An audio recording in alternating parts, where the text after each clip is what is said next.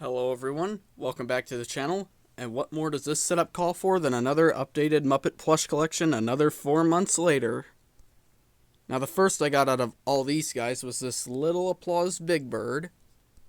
Not too long after, aka later that day, I got my first bit of Little Tyke Fraggles with Gobo and Wembley.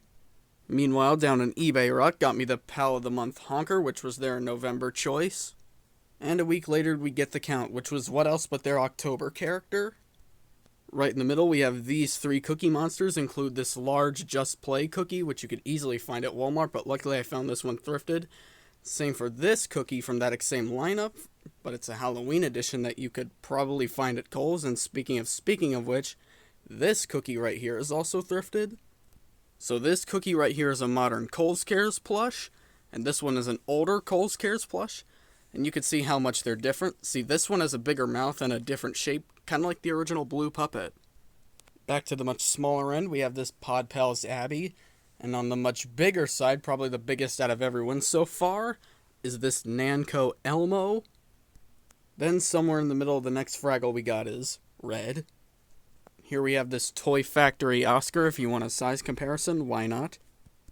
And there's the Take Along Super Elmo from Gund.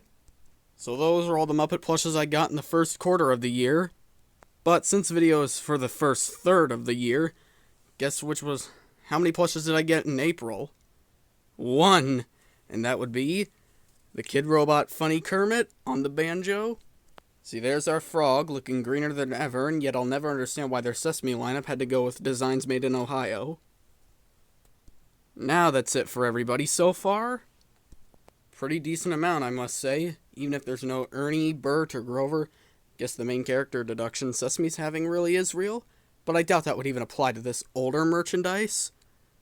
And I am just realizing that all the plushes we're seeing here were done in the last 25 years, well, except for this Big Bird.